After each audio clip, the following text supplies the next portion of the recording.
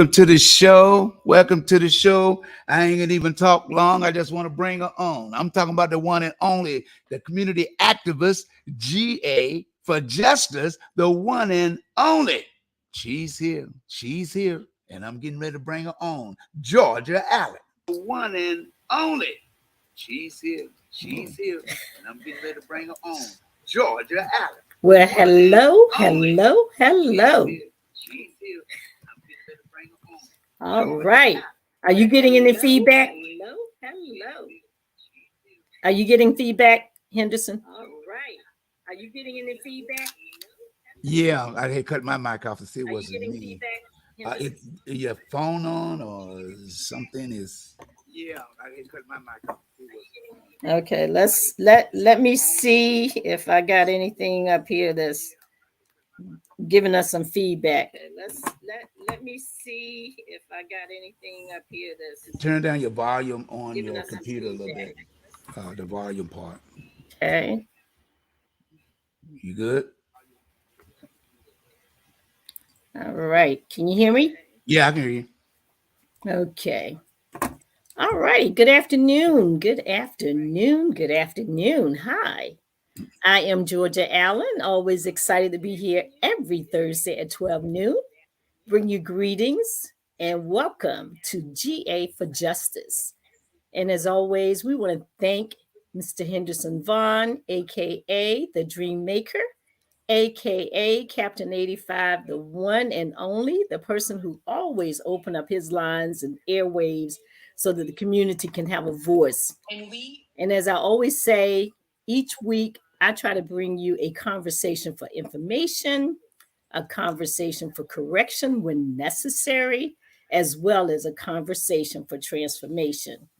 And I feel that this is important because right now we have a whole lot of noise going on. Locally, we got a whole lot of things going on. And so we're here in Virginia Beach, Virginia. We're excited about some of the things that are going on. But as always, with any area, with any community, with any city or county, there are always things that may not be as favorable. We recently had our local sheriff decide that he is going to be stepping down. Whoa. But he's already more or less handpicked who's going to take his place. Not the people, not we the people. But he decided that, okay, we're just going to handpick somebody. Now, the somebody that he handpicked was sitting on our city council. The somebody he handpicked was a city council member and also worked in the sheriff department all at the same time. So that sounds to me like what folks used to call it double dipping. Yeah. Double dipping. Okay, so for those of you who are in Virginia Beach, you may be familiar with this. And so I use the topic, what time is it? Because we need to take a look at the time that we're living in and the things that are taking place and how it is impacting us. And so I wanted to try to just reach out and hopefully have this conversation with you to get you to thinking. As a matter of fact, every week that I come, I don't come with all the answers. I simply bring a conversation to the table to allow you an opportunity to examine, to critically think, to analyze, because I don't need all these talking heads on CNN, MSNBC, Fox News, ABC, CBS, or NBC to decide for me how I feel about anything that's going on anywhere whatsoever. And so I try to show my audience the respect that you can make your own decisions. Now, do you need some help sometime? Absolutely, we all do. But we also have our own core group that we can go to and talk to. So we don't necessarily need a talking head on the local news to tell us and examine everything from their perspective, because our perspective may be very different than their perspective. So with regards to that, I just want to make people aware that on Next week, Tuesday, our city will be having a public hearing, more or less, or public dialogue, public input. We recently had a lawsuit here in the city of Virginia Beach to change our election system. And now it's time for another public input in city council chambers. And that will be Tuesday, the 8th of August at 6 p.m. So if you're listening to me and you live in Virginia Beach, please go to the city council meeting. Once the city hears from you, then a week later on the 15th, they're going to be looking at sending the legislative agenda to Richmond so that Richmond can perhaps change our charter to make sure that how we're conducting our elections are on the books. Because right now we don't have an election process actually certified and on the books, has not been codified or any of that.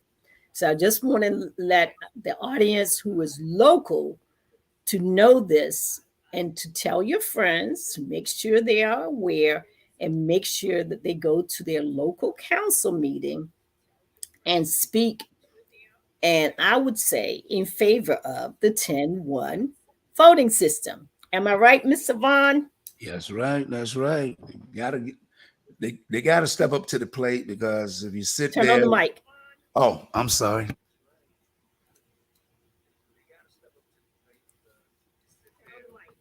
Oh, I'm sorry.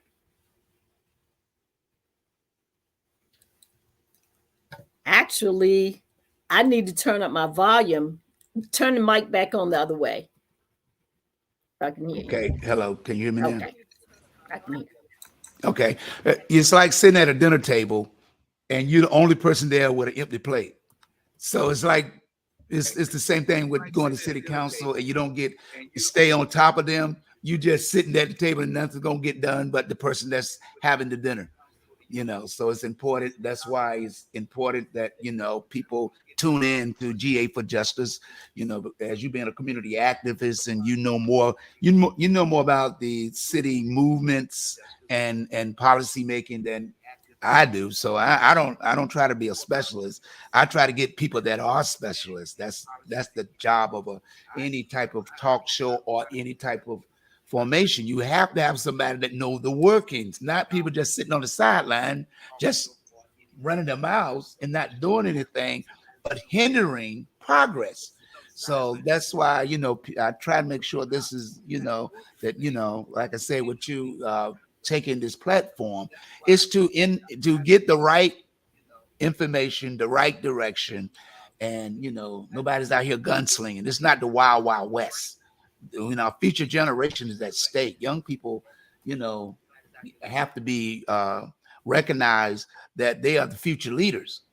As we get older, they are the one that's going to be taking the place. But if we don't get the policies in place and the people that's going to make sure that door stays open, because you see what happened with up there with the Supreme Court. You got to pay to go to college now. These people are not playing. They don't want to give up power. So what you're doing, you're always at the meetings. Sometimes I say I'm going, but I'll be doing a couple other things. By the time I get there, half of the meeting might be over. But I know that when you come back, you have the bag. Everybody want a bag, but you bring the bag with the information that gets the bag that they need to get. And that's my 2 cents. All right. Well, that's the bottom line. Getting engaged, going to your council meetings, and I speak to this a lot, is that it's critically important that we're engaged, that we're at our council meetings, that we're speaking up for the issues that we care about the most. City council change came about, of course, with the lawsuit, and that lawsuit allowed us to decide on the type of elections that we want here in the city of Virginia Beach. Now, everybody wasn't crazy about it, but at any point in time, nobody is 100% in favor of anything. Okay, that's why we have elections. That's why we make changes. That's why we do the things that we do. And in this particular case, that's why there was a lawsuit. last night we had an opportunity to sit with one of our council members, Council Member Wooten, who has been out here on the battlefield fighting on behalf of the community for a number of years now. And right now, her focus, in addition to making sure that the city go ahead and move forward with regards to the new election system, is that they put a recreation center over in her community. She's in what we call District 7 or the Centerville area. And of course, as always, when you are having events and meetings, you expect to hear from the community. And so we had a couple of people who weren't real crazy about, having a recreation center because there's another center down the street from them. However, the center is overpacked, it's packed. So it would make it difficult for another whole community to be able to go over into the other district and use that community and be comfortable when they have a real high number of persons who participate and who attend that meeting.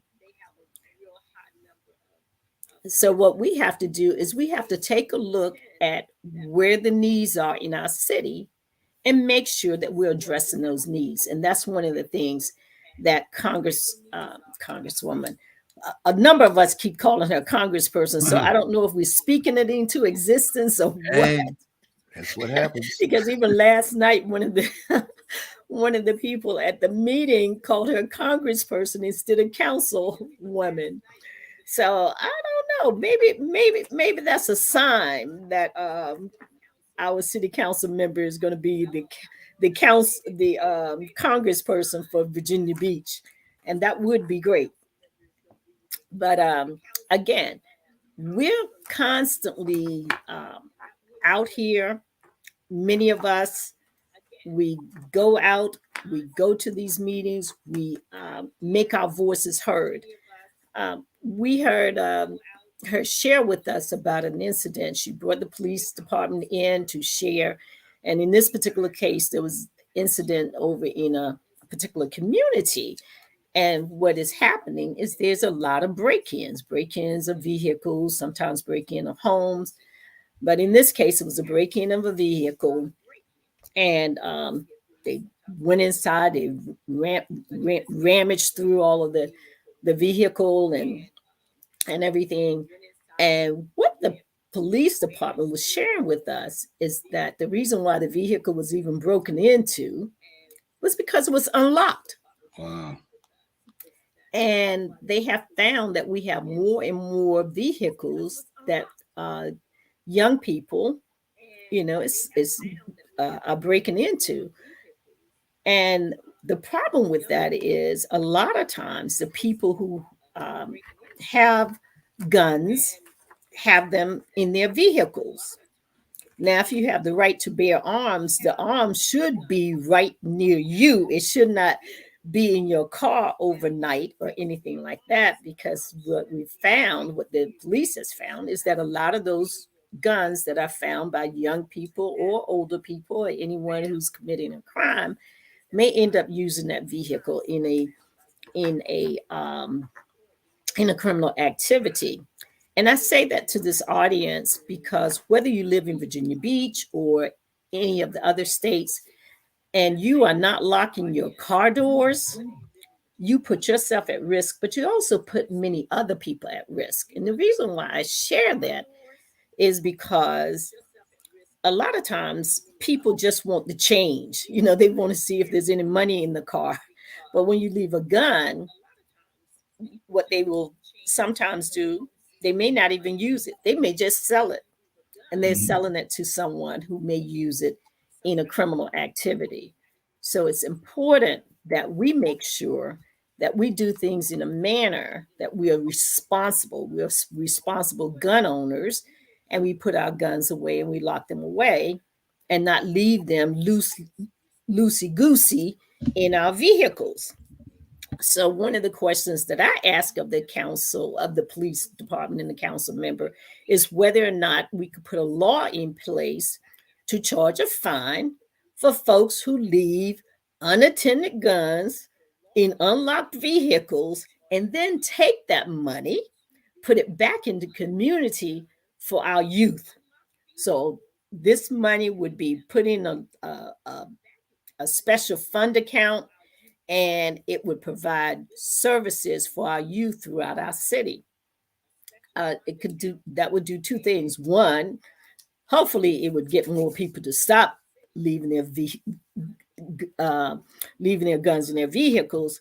But if they don't, then we have a revenue stream that will be coming in to the city that can then be used to put back to service our young people. Because if our young people have something to do, then there's less likely chance that they'll be involved in some of these various activities. Some of them are just, minor things that kids do because that's what kids do. They look for ways that they can do things, and they call it having fun. And for those of you who are a lot younger than I am, you probably still are having fun. But with that being said, I'm going to move on to my topic today. What time is it? One, it's time for us to be responsible citizens as it pertains to gun ownership. That's what time it is. What time is it? It's time for us to be involved in what's taking place in our communities. What time is it? It is time for America to really just stop being stupid, okay? It's time to stop being stupid. Um, One of the things that I have found after years and years of being involved in civil rights, years and years of being involved in activism and the community, is that as time has gone on, our community, our nation, our people seem to have lost their ability to be able to decipher right from wrong. And I don't give a hoot what age it is, what race, creed, color it is. More and more, they have found a reason to not use common sense and not to be competent. Okay. Today, I'm going to focus on conservatism a little bit. Next week, I'll probably focus on liberalism and all. But I'm going to focus on conservatism because conservatism is it. They are a unique group of people, and I'm going to be unapologetic when I talk about this group. Okay, and the reason why I am is because I grew up in a very conservative time period. Grew up in a very conservative household. And if truth be known, I'm pretty doggone conservative. Doesn't mean I can't do some things that can be a little bit crazy or whatever, or if you want to call it that. But for the most part, my my thinking, my action, how I believe in raising up young people is pretty conservative. Some people may call it moderate when you see how conservative the so-called conservatives really are. So they probably would call me a little bit on the moderate side. But what I like to say when it comes to conservatism is if conservatives were truly conservative, they would stop making a man their God and they would follow the examples of Jesus Christ. If they were truly conservative, they wouldn't raise up a human. Okay, because see, conservatives always kind of marry themselves to Christianity. I'm a conservative Christian. I'm a Christian right activist. I believe in this, that, or the other. So if you're really, truly conservative, then why in the world do you run around doing some of the things that you do if you're truly conservative? Because if you claim to be conservative, then there should be nothing that you worship not a man, not a not an object, not anything, if you are truly conservative. So I have to ask you, what time is it? What time is it? Okay. It's time for you to stop being crazy. That's what time it is. Uh, it's time for you to stop the honky tonk that you run around doing under the auspices of being conservative and learn how to operate peaceably by loving your neighbor and showing humility toward your fellow man. If you really want to be conservative, those are the type of actions you would take if you're truly conservative. And how do you know? Because I'm conservative. I'm conservative. If you know me, you know that there are certain things that I don't relate to, or I don't really care for a lot. And so you will find that I will move away from those things. It doesn't mean that I'm going to be mean to anybody. It just simply means that I'm just going to kind of back away from those things that go opposite of my belief system, of my standards, of my morals, and my convictions. Because my convictions are instilled in me and has been instilled in me for decades. Now, if you're conservative in these conservative Christian right activist church, there would be no pastor to the pew entanglements. If you're really conservative, there would not be any pastor to pew entanglements. So why do we keep hearing about these entanglements in these socially conservative areas in religion? There would be no purity. There would be no, we wouldn't have this stuff going on. I mean, I'm sorry, there would be purity in the pulpit, and there would also be purity in the pews. It would be, if you're conservative. So there would be purity in the pulpit, but there would also be purity in the pews. But we're not seeing that necessarily in this new modern day society of this Christian right and Christian conservative mantra that's being put out here for us to believe and to walk in this foolishness. Also, if you're truly conservative, there would be absolutely no charges of rape for the person that's about to go on trial right now. If you are conservative and the person that you're supporting is conservative, that wouldn't be happening. It would not happen because you're conservative. So therefore, you wouldn't entangle yourself with any such foolishness.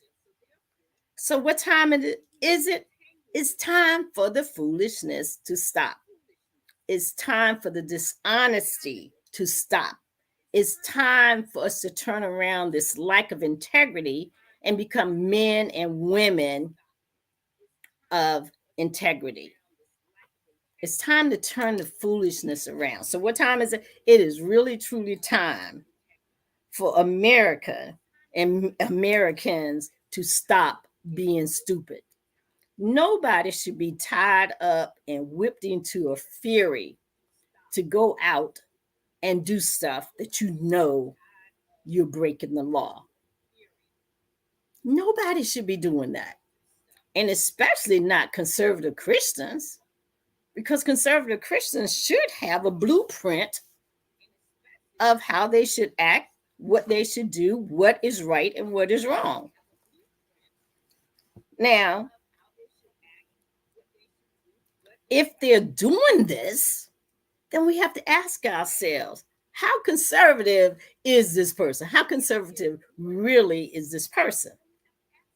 Because if you can go out and misbehave, paint your face, put on gear, and do all of this, there's a problem there.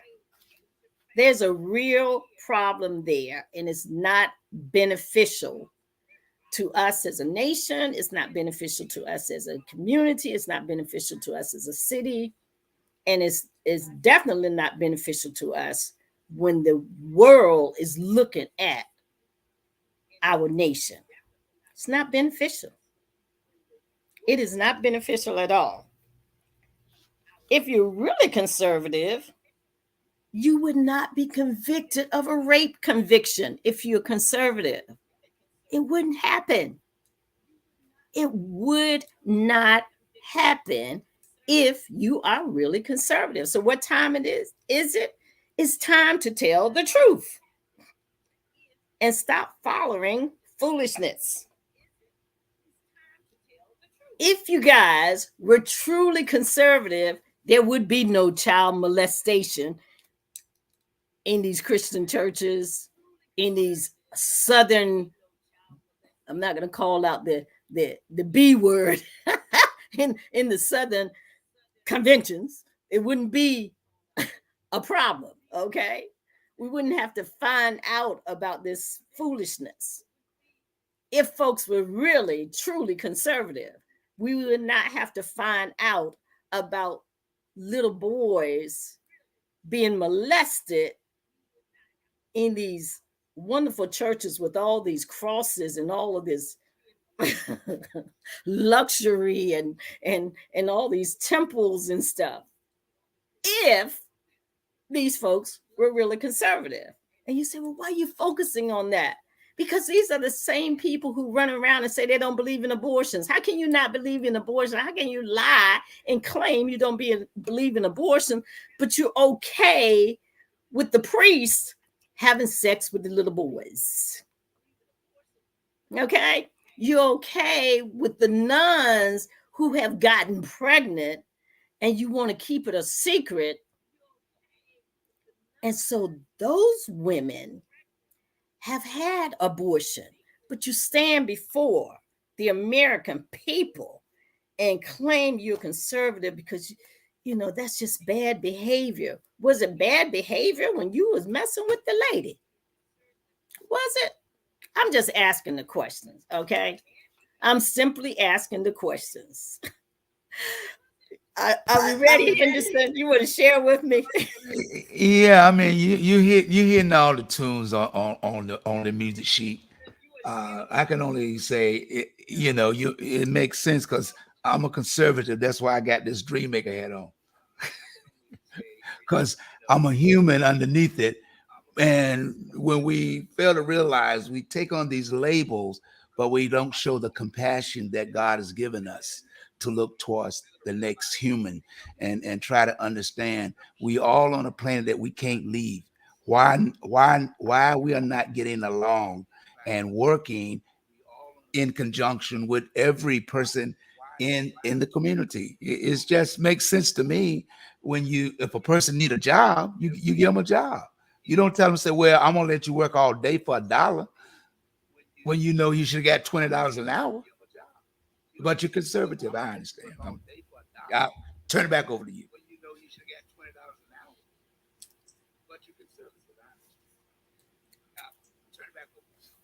Right. And that's a problem.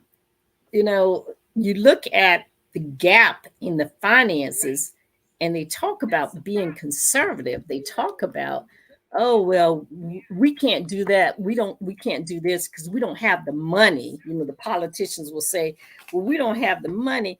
But a miracle happens.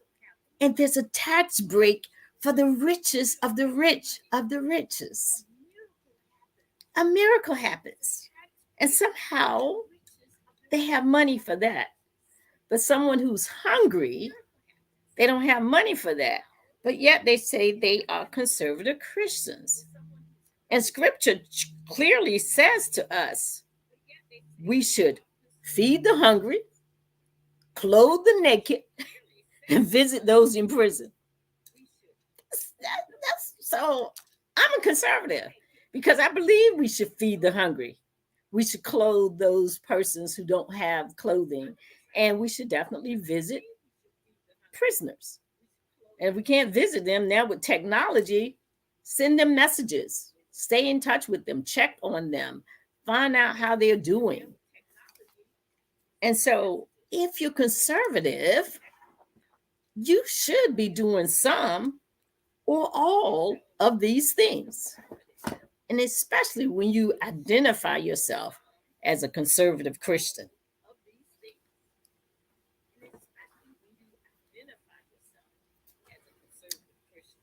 And when I went back, it's interesting because I thought about a couple of people who were in Congress at one point in time or in the Senate at one point in time. And it was a gentleman. He was actually he was a state representative. He didn't like gay people. He didn't believe in abortion. He said he believed in marriage. He didn't want this, and that, and the third. Now, he was a conservative Christian, he said. And so I had to ask myself, first of all, why did they catch you in your office having sex with a young man? You were married to a woman. You didn't believe in gay people. You didn't believe in abortion, but you believe in lying. You believe in cheating. You believe in cheating. Because if you were having sex with anybody other than your wife, sweetheart, that's called adultery. And I believe for a conservative Christian, there's somewhere in scripture that says, thou shalt not commit adultery. Somewhere I read, as Dr. King would say, somewhere I read that it says, thou shalt not commit adultery. So therefore, this young man in Ohio, that says he's a Christian, I say to him, a conservative Christian would not have gotten caught having sex in his office with a man. A conservative Christian would not have even had sex with the man if he's anti-gay and if he's pro his marriage that is supposed to be so perfect.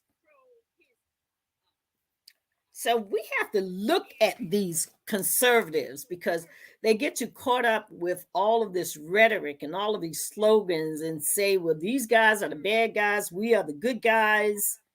And then you go back and what they say, look at the receipts, look at the record. Scripture tell you all the time to go back and review the record of what has happened and what they've done. And so sometimes, and keep in mind, this is not every single solitary conservative. This is not every single solitary Christian. This is not, all conservative Christians. This is not all the far right or all the far whatever. I'm just sharing with you today what time it is. I'm sharing with you what time is it or what time it is. And so right now, the time says that a lot of these people who are out there and they're telling you a lot of things and saying that, this group over here, they're bad guys, and this group over here, they're doing a lot of things that we can't agree with. But you also had someone who was supposed to be conservative that thought it was okay to get his folks riled up, storm the Capitol, and then chant, hang the Vice President of the United States of America. They chanted that. They built a hangman's noose and a platform. So I think they were a little bit serious about what they were trying to accomplish on January the 6th. The same thing that someone is about to get tried has been, um, what is it? Same thing that this person, the orange dude, has been indicted and looks like about to go to trial. So you have to ask yourself, how conservative is or are the conservatives? How conservative are they really? Are they really conservative, or do they only speak that they're conservative, but their actions are totally different than what they speak?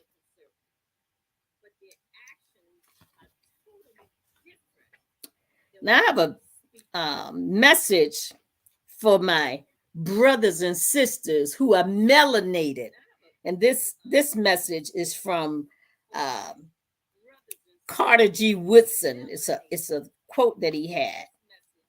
No, I'm sorry. I'm going to do James Baldwin first. And this is for everybody.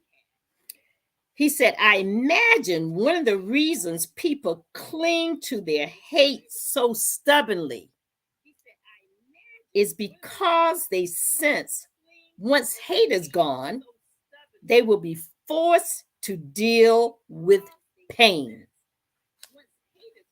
So a lot of this conservatism is bound around hatred. And so they've gotten to the point where they're so stubborn. That means they're going to stay and park themselves where they are, and they never intend to move. That's being stubborn. You know it's wrong, but you're not going to move from that position. So you're just going to stay there. You're going to complain. You're going to fight almost until the death, either the death of someone else or the death of yourself. But I like to add on to what Mr. Baldwin said, because I love Mr. Baldwin. I like to say the other thing that they're dealing with is not just the pain, but they don't want to deal with the truth. They don't want to deal with the truth. So they hang on to their hatred. They hang on to their lies. They hang on to all of these things that are of no real value. So they never, ever have to deal with truth. So that's what timing is, sweetheart.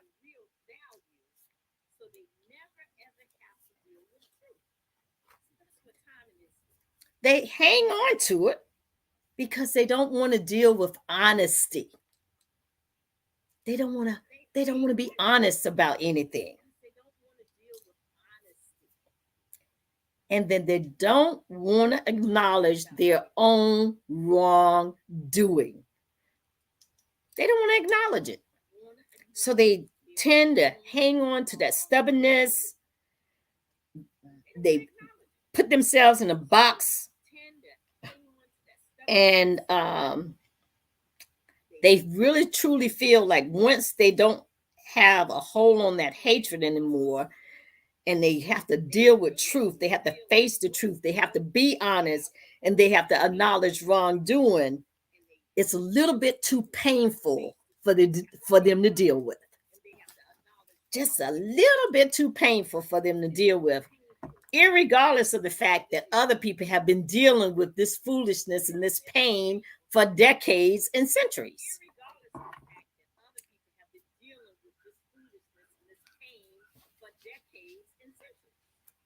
And so there's another gentleman that I want to kind of talk about. We call him Wide Stance. He was a U.S. Senator at one time.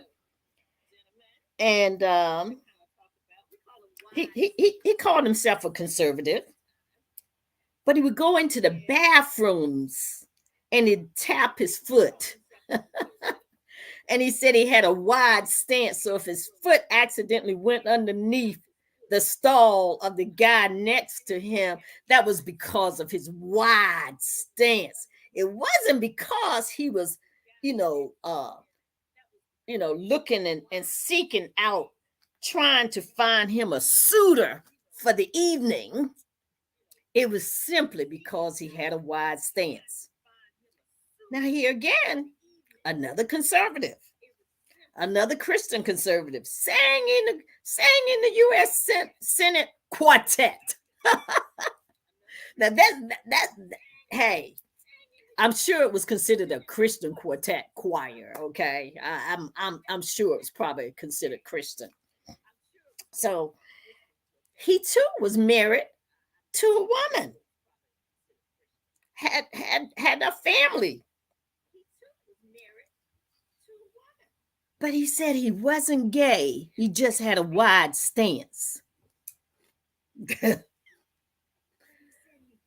So it's time for these conservatives and these Christians to deal with truth. It's time. What time is it? It's time for them to stop lying. What time is it? It's time for them to stop cheating on their wives with men. It's time for them to stop. That's what time it is. You know, and guess what? Guess what position and what committee Mr. Wide Stance served on? None other than the Ethics Committee while he was a member of the U.S. House of Representatives.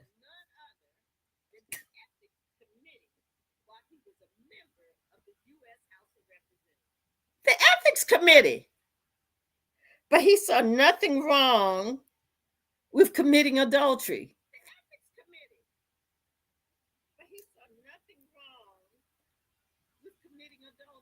I think he had a wide stand. It was his wide stance that had him confused about what ethics was. Okay. You know, and so here's the senator who was a former congressperson and got married. As a matter of fact, when he was not married and he was a congressperson, he was furious because people wanted to ask him about his sexual behaviors. And he says, just because somebody is single doesn't mean that they are doing this or doing that. And so there was rumors about him for years. But of course, he made his case to a young lady. She ultimately married him. They had children. And you know what?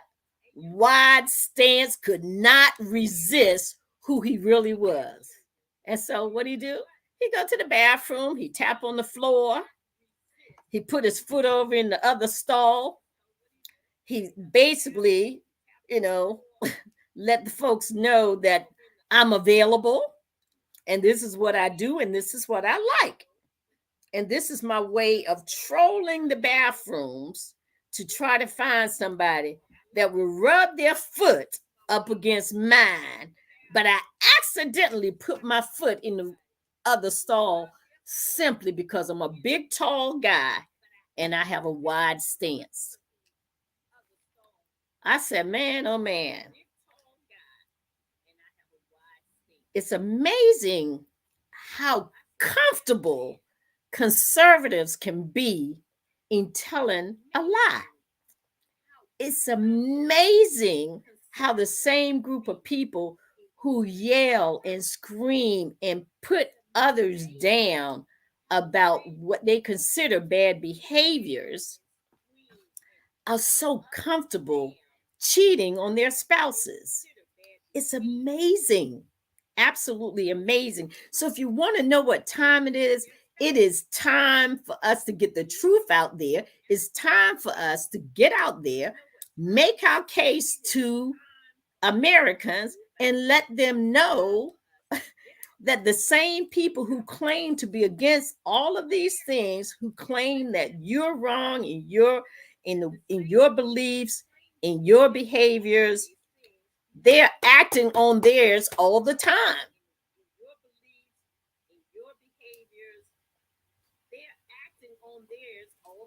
All the time. Okay. And whether they act on it in their office as a state legislator or whether they act on their behavior in a bathroom, in an airport, no less. You know how many people go through an airport bathroom? And you trying to find somebody you can have fun with in an airport bathroom? That's nasty. That's real nasty.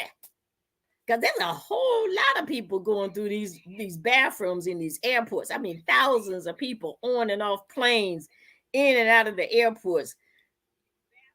And you want to find a partner for a quickie in an airport bathroom. You can't make this stuff up. These are the Christian conservatives. And again, let me be clear. This is not necessarily every Christian or every conservative or every Christian conservative. I just want you guys to be aware when you're listening to all this foolishness that you're being bombarded by, that you sit back, you listen, as Mr. Joe Madison says, with the third ear, okay? Make sure that you're listening with the third ear, because they can come on TV all day long and they can yell and scream and say that this person over here, you know, they're the bad guy and we're the good guy, and they can run around and they can scream and yell, and they do. They make accusations and they could care less if it's true or false. They made it very clear. Depending upon who says it, it's automatically true. And they don't care how far from the truth it is. They have made a decision that they're comfortable agreeing with a lie and the liar that tells the lie. They're comfortable with that. And I need you guys to be uncomfortable with this type of foolishness. So that's what time it is.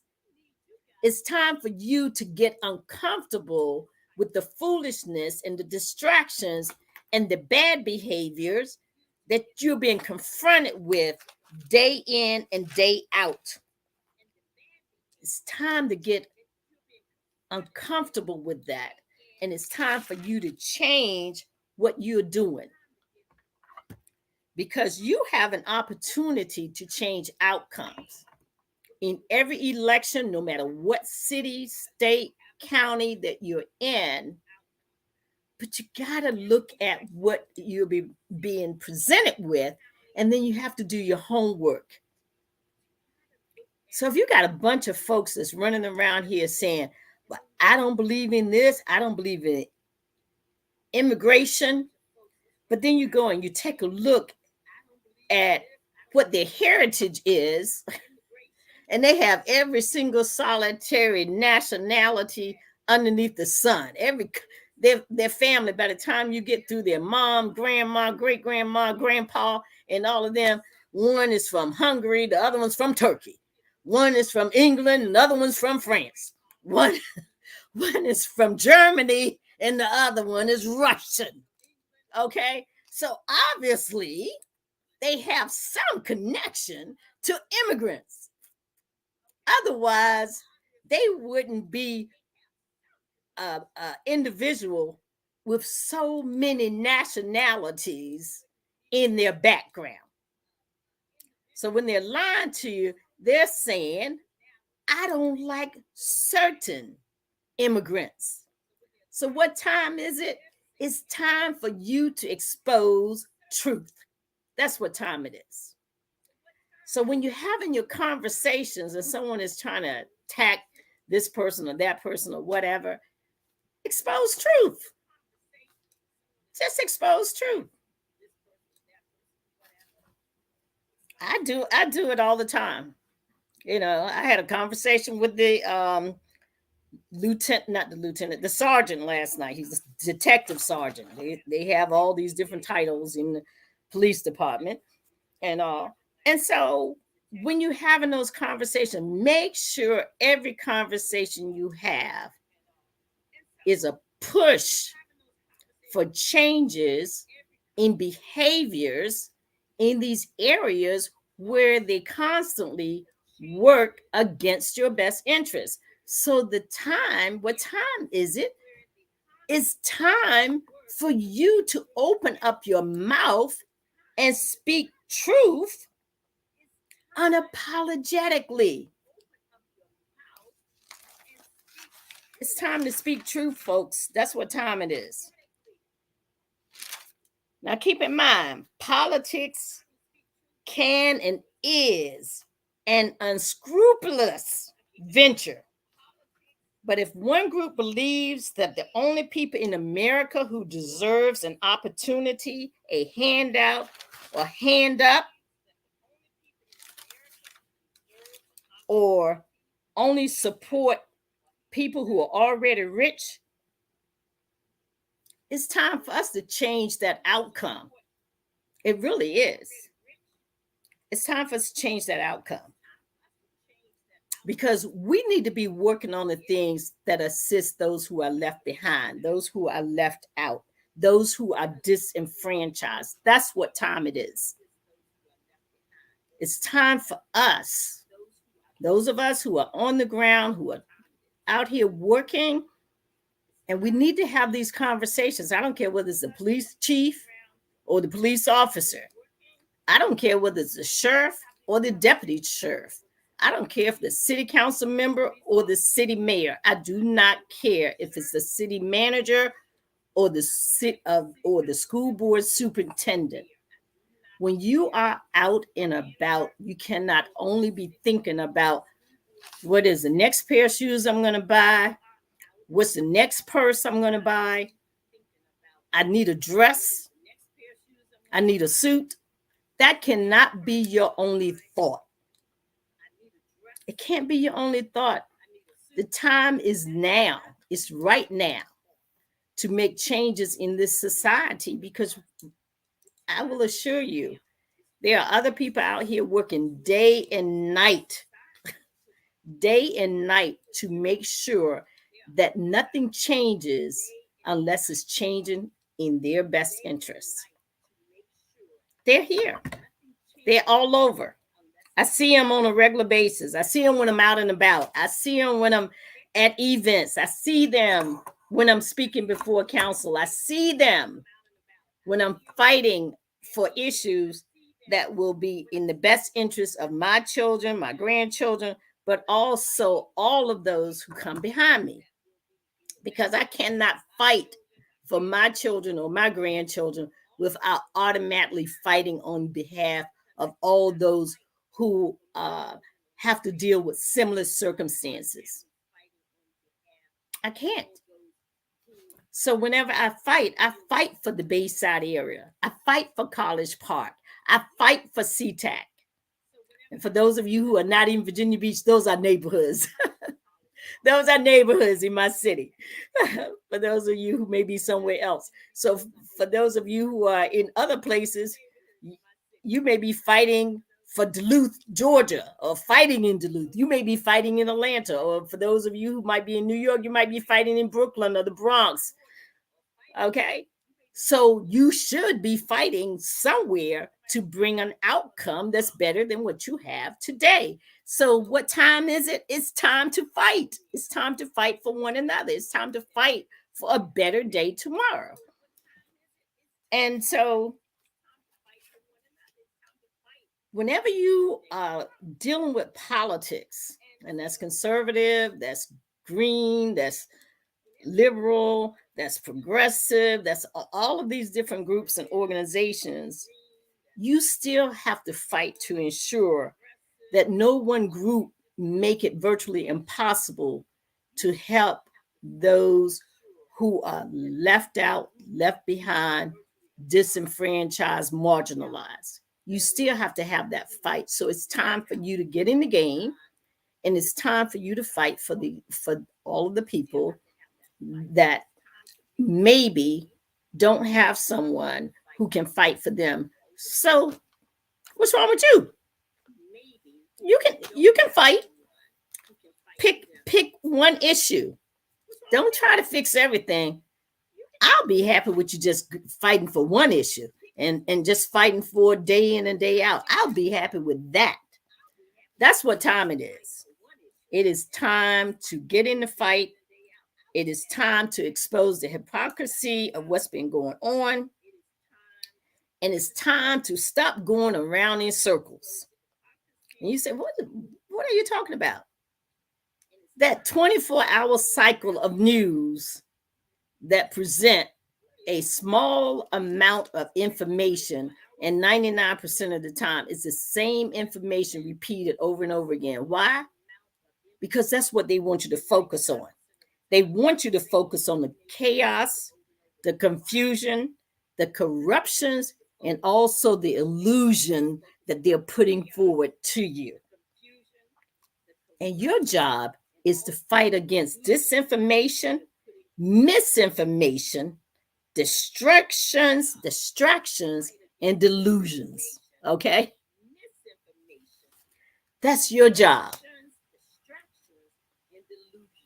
So, with that being said, I am going to close it out today.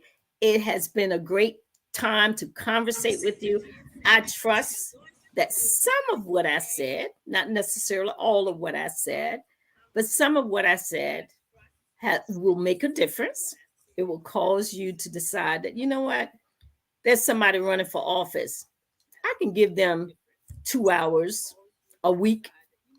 There's someone that's serving on city council and they're fighting for an issue that I care about. I can go before council and speak on that issue once or twice a month. There's someone on school board who has been fighting and fighting to make sure that all children have the books that they need. I can fight for that. So with that being said, thank you so much for listening today. I am Georgia F. Allen with GA for Justice, and I come to you every week at 12 noon. Thank you. Yeah, I want to also thank you for, your service and coming on and bringing information to the community of the 757, the VA 2 up and 2 down, and around the world. You've been listening and watching GA for Justice, Miss Georgia F. Allen. I say the F stands for fighter, because she's been fighting for a long time for her community and for the future generation. So don't forget to tune in next week, 12 to 1. And don't forget to pass this on to some of your Facebook, Instagram, Twitter, Messenger friends and let them know that GA for Justice is here, and welcome all comments and you supporting. Until next week, this is WVDM Radio Network and GA for Justice Talk Show. Bye-bye, y'all.